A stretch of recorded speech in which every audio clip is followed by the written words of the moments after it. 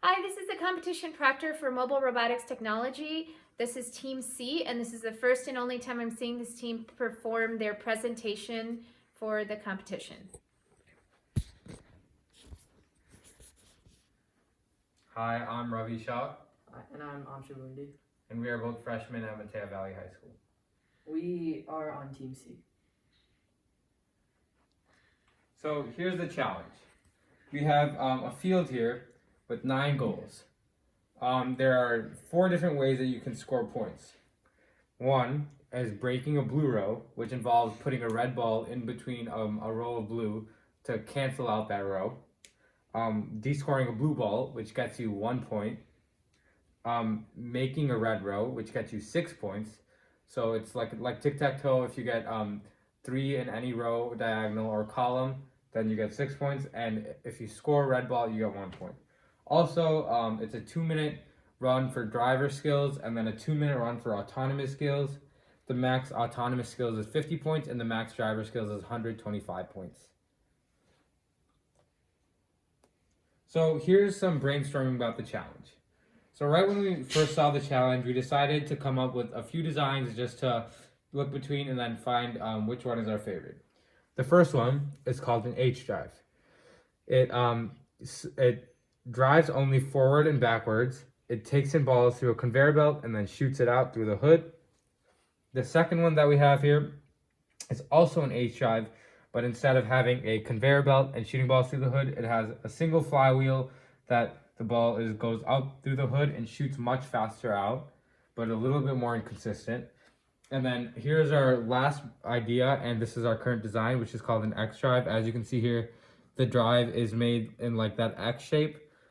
This allows it to go straight, sideways, diagonally, and go forward and backwards. So much more maneuverability than these two H drives. Also, it has a 3-drum system where the ball goes up the drums and then shoots out through the hood. So for the robot design, we had an iterative process. Which meant that we did multiple redesigns of the robot in order to improve every aspect of the robot. The intakes were changed a lot from when they were Omni wheels to now where they're flex wheels. The drive was also changed from a tank drive, which was in the previous slide, to an X drive to help with the mobility and to just have a faster skills. Drums also had to be rearranged in order to give the most power into the shot. So this is our CAD model of the X drive. Before we made the X drive, we wanted to CAD it out to make sure that all the holes fit perfectly and it made sense before actually going in and starting to build it. So this is what our idea of building the X drive was. Here you have the isometric view. You can see there's 4 motors. There's 2 bars here for bracing. We only ended up using 1 bar, but you can also always use 2 bars. And then here's the top view. You see, again, it's that X shape on the sides right here, which allows it to go diagonally and sideways. So here are some pros and cons of the X drive. The pros, which is, and one really, really big pro, is that X drive allows you to move diagonally and sideways. So as you can see here, the strafing motion is extremely important for this competition because it can be used almost anywhere on the field to get to the next ball or to get to the next goal more efficiently. There are a few cons of it though. This includes less torque, which could lead to it slowing down as the match progresses. It's hard to build over, and then there's less space. So as you can see here, it's a little bit more cramped because it's an X drive, but this is our X drive. This is our final version of the X drive. So here was our first initial drum setup. So we had 5 drums, 3 in the front row and 2 in the back row. The ball would go up and it would go in between the 5 drums all the way up to the top and shoot out. So our front row had 3 drums. It could shoot and it could pick up balls. The top roller spun at 1,800 rotations per minute, and both of the bottom 2 rollers ran at 600 rotations per minute. The back row had 2 drums. It could index balls, which means once the balls come into the robot, it can shoot them out of the back instead of having to take them out through the bottom of the intakes or through the top. And then it was 600 RPM for both of the back rollers. Now here's a rebuild of our drums. It was a 3-drum setup with plexiglass in the back. The front row had 3 drums, as you can see here. It could also shoot and pick up balls. We kept the top row at 1800s, and we also kept these 2 rows at 600. And then our back row had a sheet of plexiglass, and we used a mesh sheet in front of it to keep the friction so that the ball would not slide down when we were trying to intake.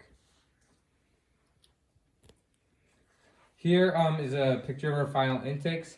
You can see here the flex wheel design, and if you can show the robot now. You can see here the flex wheel design. It is sprocketed 3 times, so the motor is connected here. Then it is sprocketed to a larger gear for torque, then a smaller gear for speed. Since this is outside of the 18-inch restriction, we use flappy intakes, which means it just can come back like that. And then when we are ready to deploy, we spin the intakes and it pops out like that. As you can see here, we have a stopper so that once the intakes come out to this much, then it won't go past that because we want the intakes to be parallel and straight. And then the last thing is that we use these sprocketed gears where it goes from small, then medium, then small again, so that we have the right speed and the right amount of torque when we're intaking balls. So we have a system called odometry on our robot. Odometry is basically the measure of arcs to calculate the absolute position on the field of the robot. So using the absolute position, we can always get a very consistent autonomous, and its accuracy rate is up to 95%. And this is just a CAD model of how we wanted to do our tracking wheels, as they're called. And the tracking wheel is basically made up of a metal bracket that surrounds the wheel and the shaft encoder. The shaft encoder measures the ticks of the wheel. Ticks meaning revolutions. And in odometry, we had to use our heading to also get the position on the field. So we use this sensor called the inertial sensor. And the inertial sensor just measures the heading of the robot on the field. And using that, we were able to develop a function called Pure Pursuit. Pure Pursuit was able to just move through certain points on the field in case like there was a goal or an obstacle in the field that we wanted to avoid. So odometry measures the arcs and goes to special points on the field like that. So that could be a point, that could be a point, that could be, and no matter how many points we'd go to, it always know the X and Y, or Y and X coordinates on the field. Pure Pursuit was basically able to travel through points and just avoid obstacles. It's able to take 10 points and just go to one certain endpoint with avoiding all the other points. On our robot, we had 3 different sensors called the limit switch, optical shaft encoders, and the inertial sensor. We used the limit switch to calculate how many balls we wanted to shoot in the robot when we were at goals. And we put the limit switch at the hood so that when a ball would come out, it would trigger the switch and we'd be like, shoot one ball, and it would spin the drums until it was clicked one time. The shaft encoders were used on the tracking wheels at the base of the robot. And the wheels are free spinning wheels that would just spin, and they're also tensioned to the ground so that when we lift them up, they stay in contact with the ground so that they never lose their position. And the inertial sensor was mounted right there so that whenever we turn the robot, it's also facing the same direction our robot is facing. So shooting and intaking an Auton was very difficult because we had to be able to use the limit switch to get accurate shooting instead of using time to shoot. We also use the limit switch to count the number of balls that leave the robot so that we can control how many are leaving the robot. And intaking is done using the functions which turn on the intakes, and we're also able to set them to a certain speed that they turn at. And then we also have another function that just turns the intakes off. So this is the code walkthrough. So this is the autonomous path that we chose. We would start the robot facing the goal, and there would be a ball that is on the hood. And our hood is deployed where we just turn it and it flies out, and there's a ball sitting on the hood which will just fly into that goal. And then we would strafe over, meaning move sideways to that to that point over there. And then we would be lined up using the inertial sensor as inertial sensor's heading to face that goal. We would then just glide straight through and pick up the ball on the way to that goal. We would then shoot 1 ball and de-score 2 balls at that goal. Then we would move on to that ball, and then we would be using Pure Pursuit to glide to that point by turning and moving at the same time. We would then just turn, shoot a ball into there, and de-score the 1 ball in there. Then we would use Pure Pursuit again, turn and glide to that ball, and then drop the ball off in that goal. So these are the encoders that we have to use to make odometry.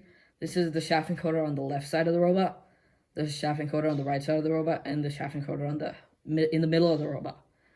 And all of these are just initializing the encoder so that they're ready to be used in the function. This is the inertial program that we used, and this task was to get the heading of the inertial at all times, and it would reset the loop at every 33 milliseconds.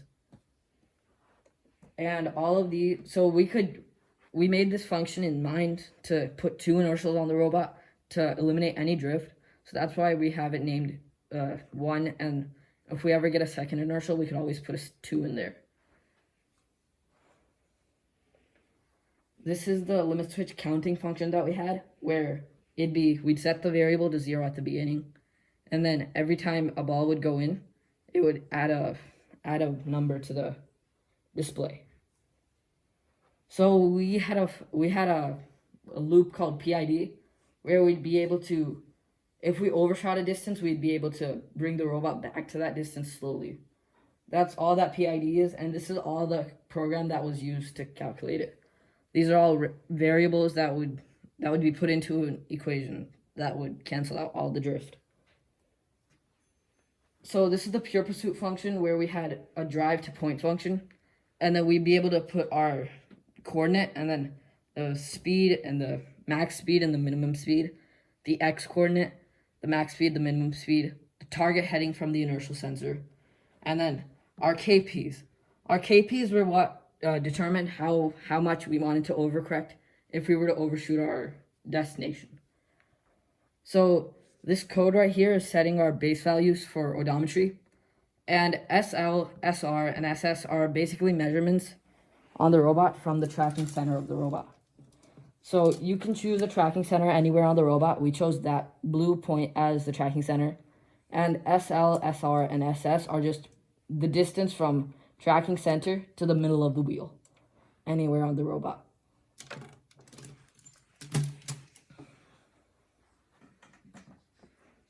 And that's the end of the presentation. Thank you for watching the presentation. Thank you for watching. Hope you enjoyed.